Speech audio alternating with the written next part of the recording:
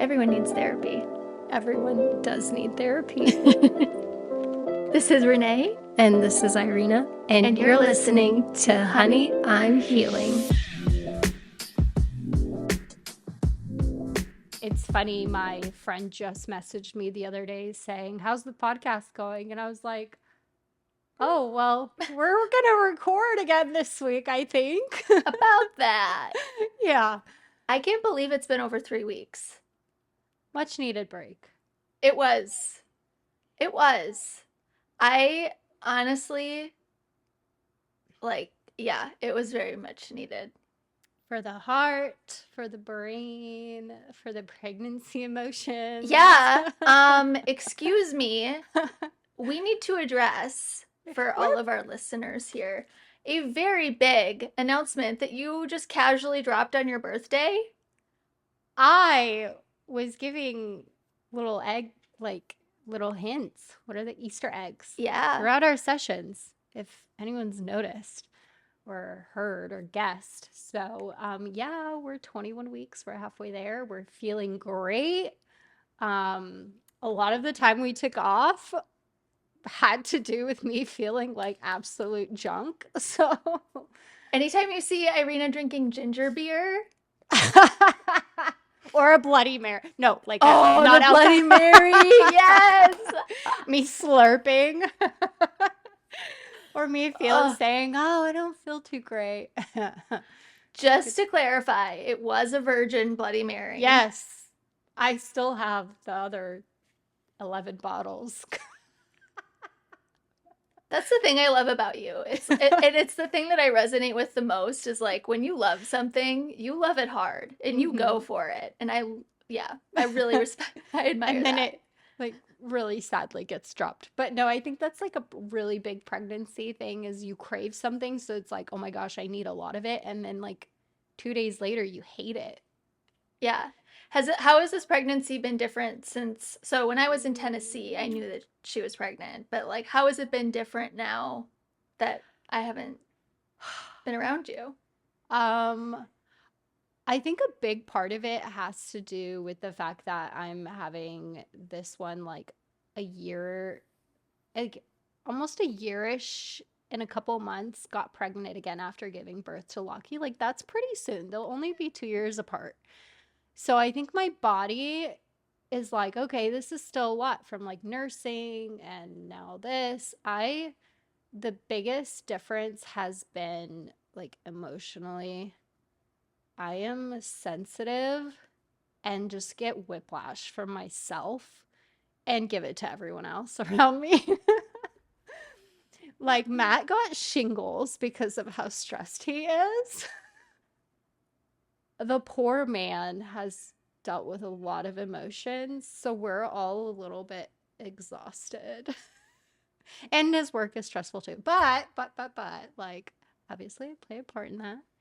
Um Um, I didn't know it had progressed to that point. I mean, selfishly, I'm like, okay, well, she can kind of get a better sense of what it's like to be me because I give myself emotional whiplash 24/7. So, I'm but it exhausted. sounds like when it's inducing a physical illness, that's when you draw the line. So, Oh yeah. Well, I'm not the one with the physical illness. no, thank goodness, no. No. And his like it was only a couple days for him. It was a crazy flare up the first time it's ever happened to him, but like stress will do that to your body. And I don't think it was just me. I'm obviously being dramatic, but it was after our trip to Canada, which was a very emotionally charged trip with like our daughter, a lot of growing up and hormones going on, and then us getting in little tiffs and arguments and having our emotional we're just like receiving the peace still.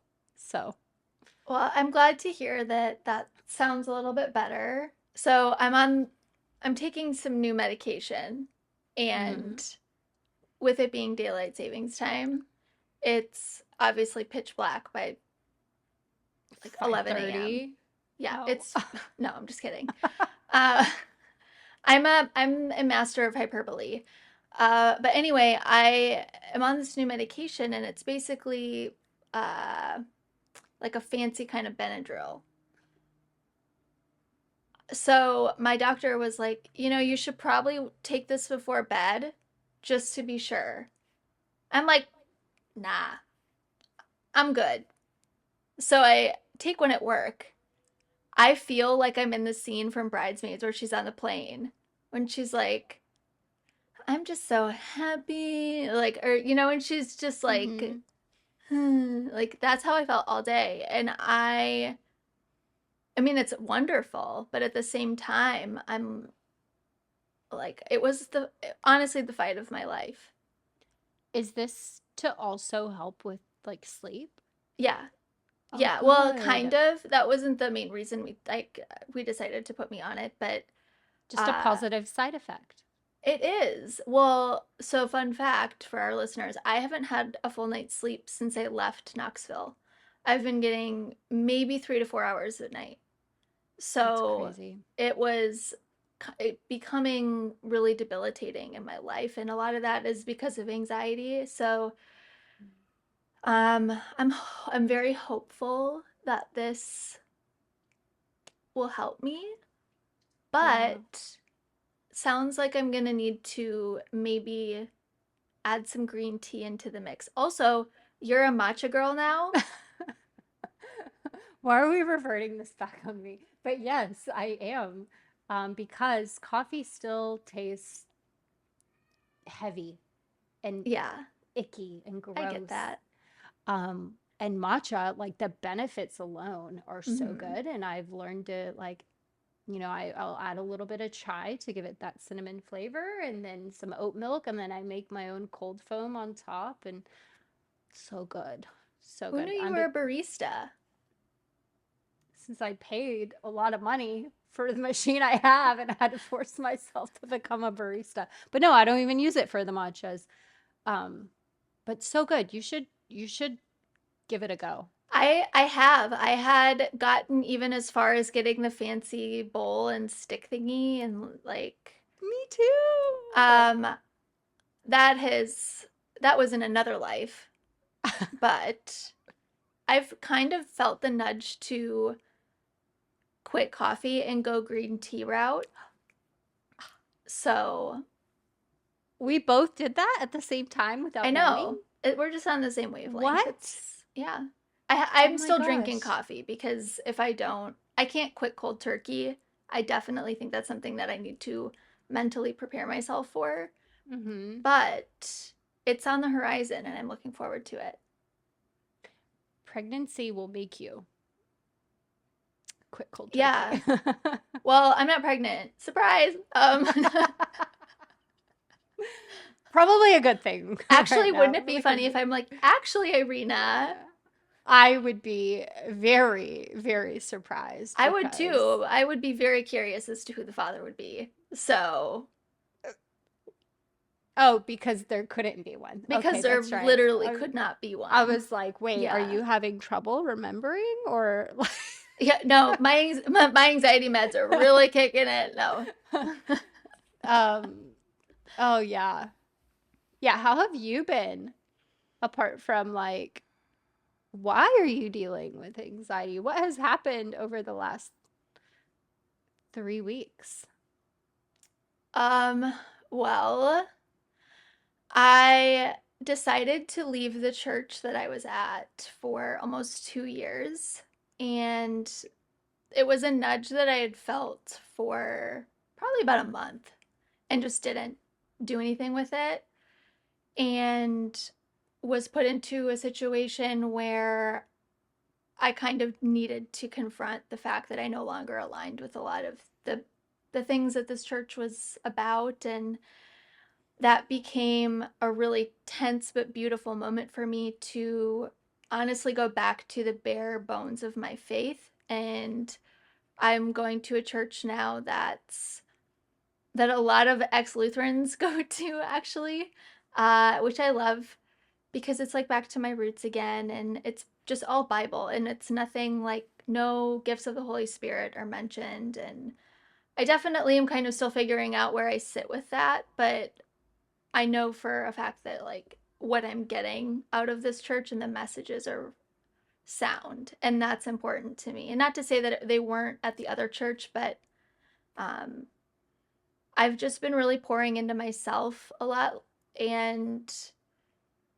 taking time to really sit with hard emotions again. And yeah, I've it's been rough, but it's been super beautiful, and I'm really grateful that I've taken the time to. I mean, we barely talked even for those 3 weeks. Like, I I really know. needed to just go dark mode, and so it was good though. That's good. Yeah, but we're better now, and I deleted Hinge. I've I was like, can I ask? Yeah, no, I deleted it, and then I made another one, and then I paused it, which apparently is very common. Very, Um, but from I was what just I like, you know hear. what? I'm I'm just not in a place right now where I think that that's a good idea for me. Hmm. And I also don't want to try to make something happen when I'm not in the right place for it to happen. Circling back to a book that I had read about 4 years ago now called The Ruthless Elimination of Hurry. And Oh it's yeah. one of my favorite books by John Mark Comer. And he talks about in the book about how social media is such a dopamine Oh, field. And I was seeking out of Hinge more of a dopamine hit and that instant social gratification that comes with that, of like then acceptance yeah, and validation. then actually like am I do I see a potential with this person? Hmm. And it was I could tell that it was kind of filling a void, and I was like I'm not going to go down that route. Good for So I you for recognizing that. yeah, so I deleted it and was like maybe we'll try again after the holidays, or when I feel led Yeah. to. But it's so funny though, because I went to Aritzia yesterday, Hmm. and I was telling I got the cutest top. Cannot wait to show you. Okay. The color is so good, Irina. It is so good. Is Anyway, it black? no, it's this really beautiful It would green. be you to be like, yeah. It's like Yeah. a muted black. Well, I can't wear black because I wore black the first time. Anyway, I was telling the girls at the store, it was like I'm going on a date. I'm like starting to date again after 9 years. And I was like, I don't even know like what pants to wear with this or whatever. And they were like hyping me up so much. Oh, I was like, this is why I freaking love women, I because know. we're all here hyping Hmm. one another up. I'm like, I love that. I love that Hmm. we're all like, you got this. You're going to look amazing in this. I love that. Yeah, it was fun. But no, it is not black. This is technically not black. This is charcoal, which is in Oh, my okay. color palette. There's a difference. Is that one of your colors? Hmm. Do you think this is my color? I feel like it's not, but I feel like it is. I don't think it's far off. I think it's a little too cool for your skin tone. Really? Yellow? Hi, Dash. Good catch up. We're doing great, guys. We're still here. We're not leaving you. We're No, not we leaving each just other. This never. podcast, like, it brings me so much joy. I think like after taking kind of like a mental emotional break, not emotional from the podcast, but in my own life, I've realized that I really want to get into like just heavier, deeper stuff Yes. that that really women can relate to, and um in general people can feel less alone talking about. So, So today, our topic is imposter syndrome, which is something that I think everybody can relate to in one way or another. And the research that I came across was mainly focused on imposter syndrome in the workplace. Hmm. However, the experience that was front and center for me as I was reading a lot of this was centered around an experience that I had at church. And if you were in church with me in Tennessee, you know, Irina knows uh, Hmm.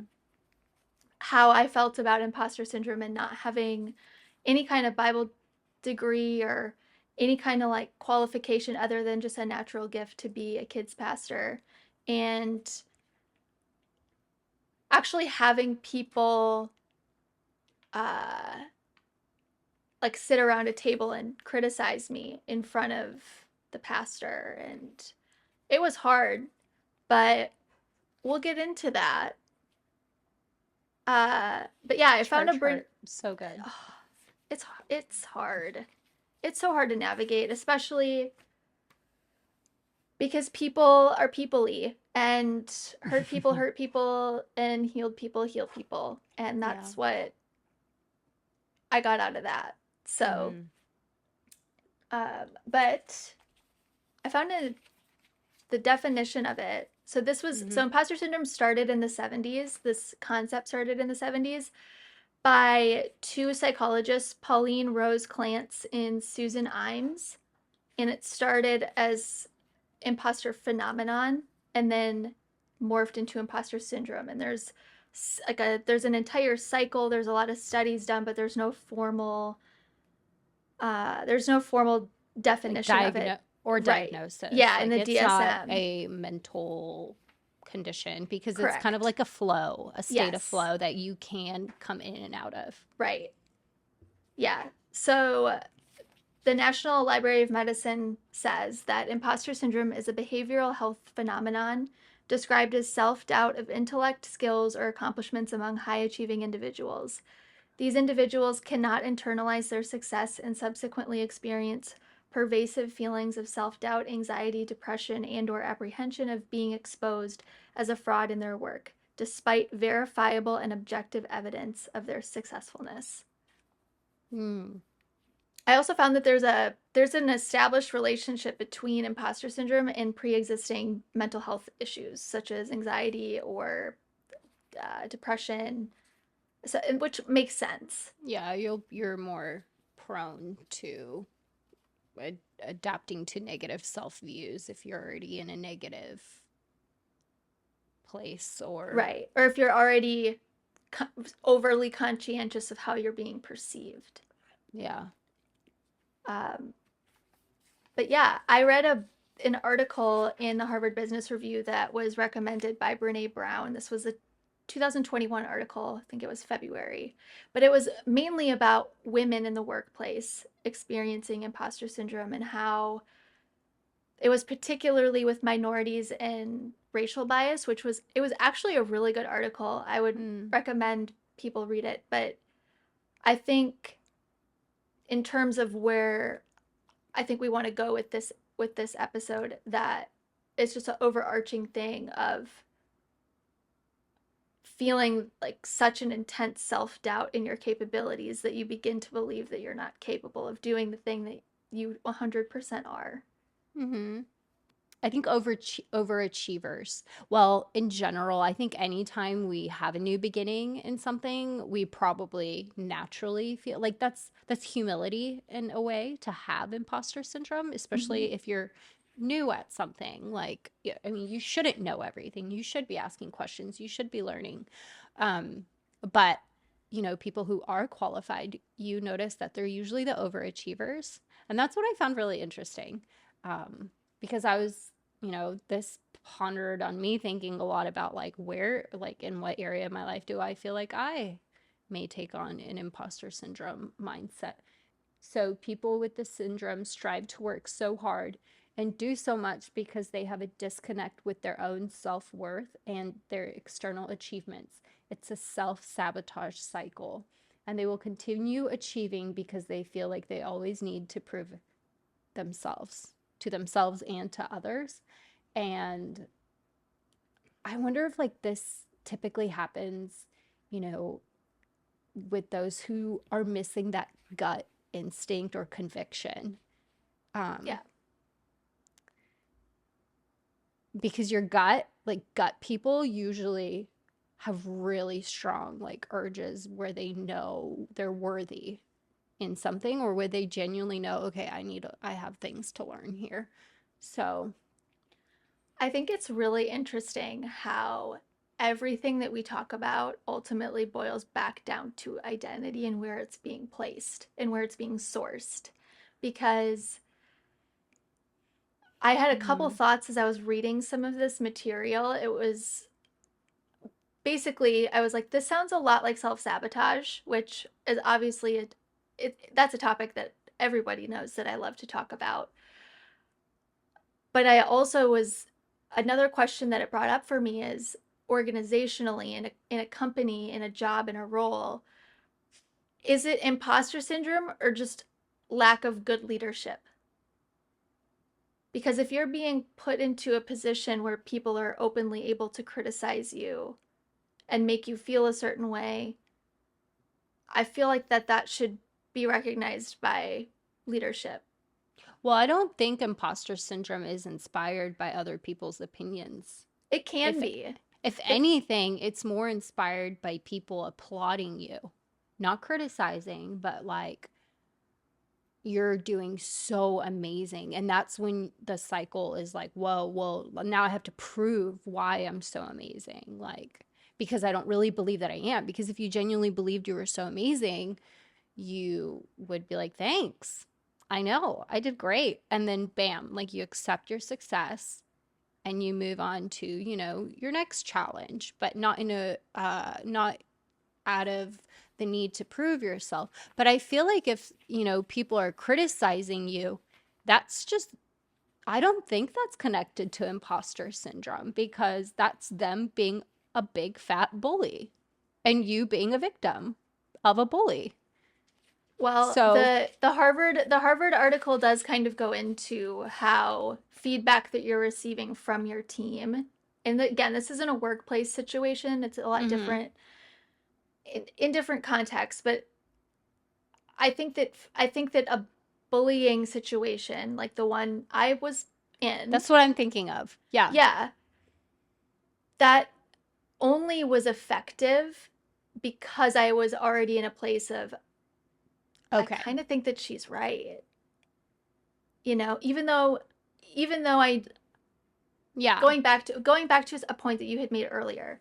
I know that I am amazing with kids and I am great Mhm. with kids. And I knew that back then. I did not know how to articulate it.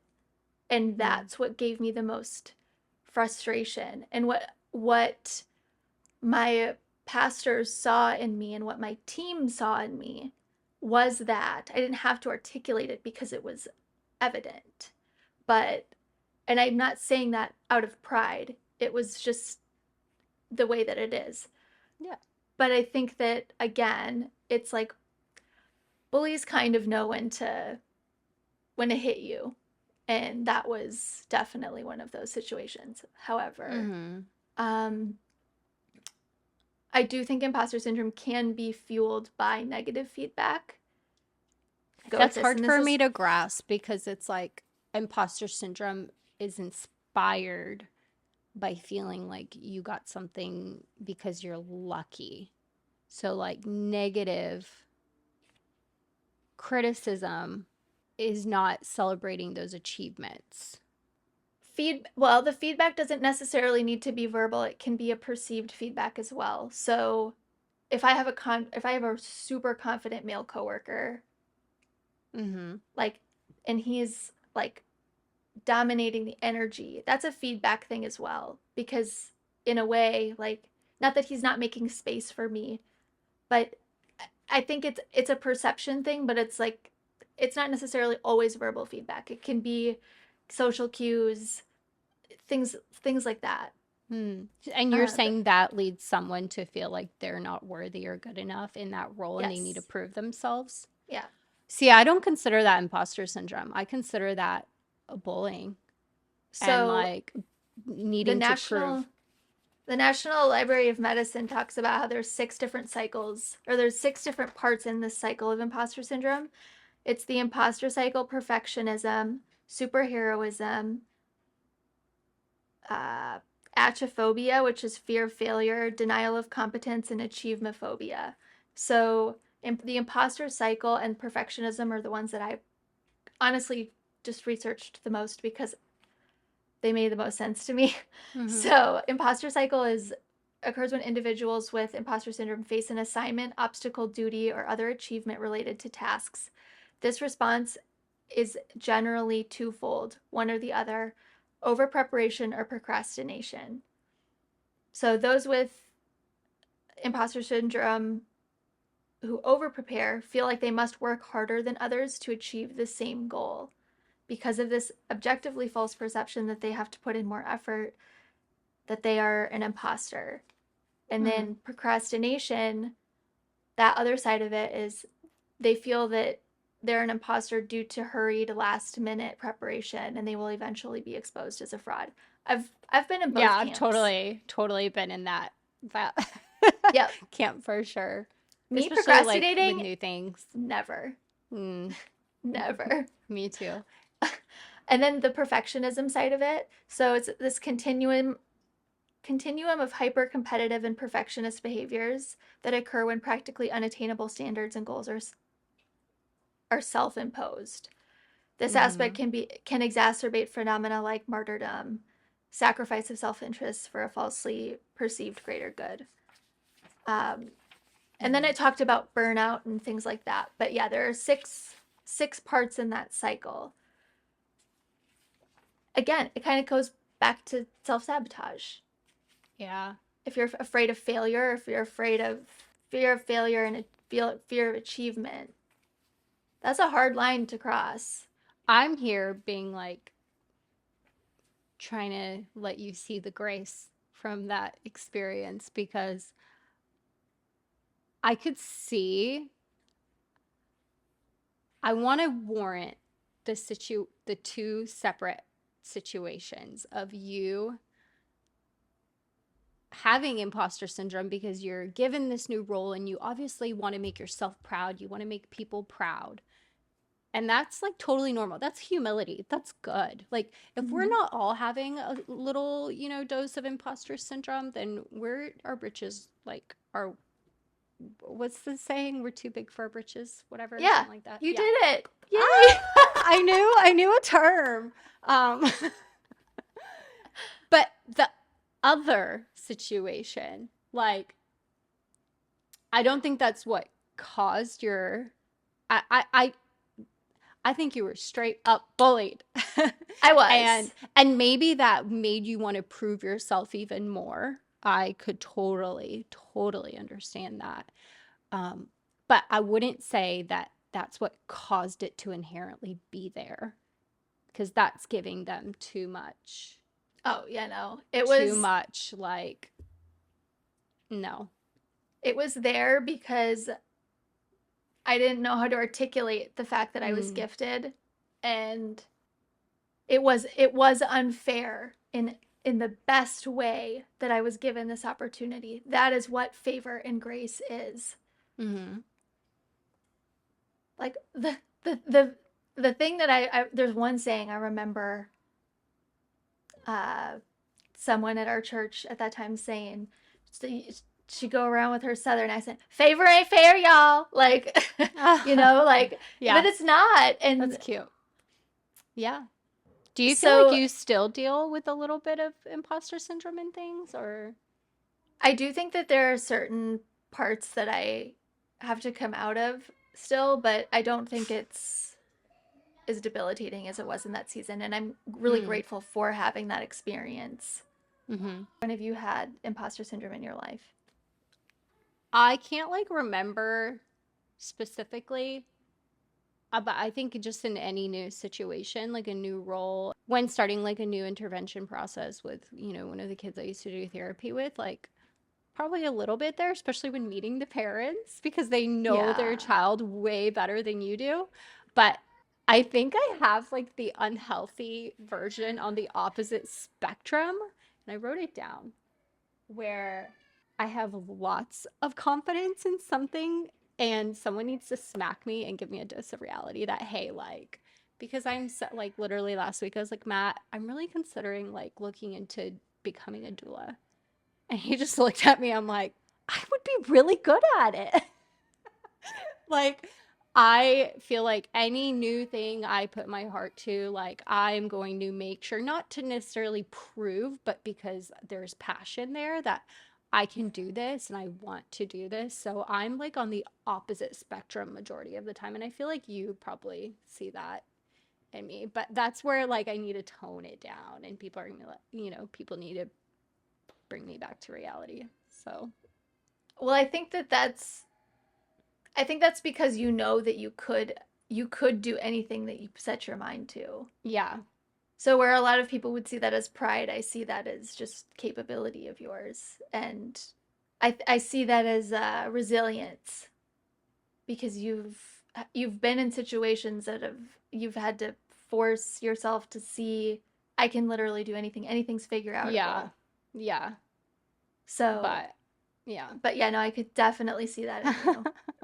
And I can And picture Matt being like, like, I need to talk her off another ledge of but that doesn't mean that's better than having imposter no, syndrome. So it's just like no. the opposite problem. Yeah. um, Mm. so yeah. This was fun. Yeah, like Uh a nice little debate, little oh yeah, we little don't ever brush do up. that. We Yeah. don't. I love doing that, having a little bit of that too. So um Yeah, I hope you enjoy your week, and you thanks guys too. for listening. We're so glad to be back. So keep tuning Yes. in regularly now. Okay. Bye. Bye.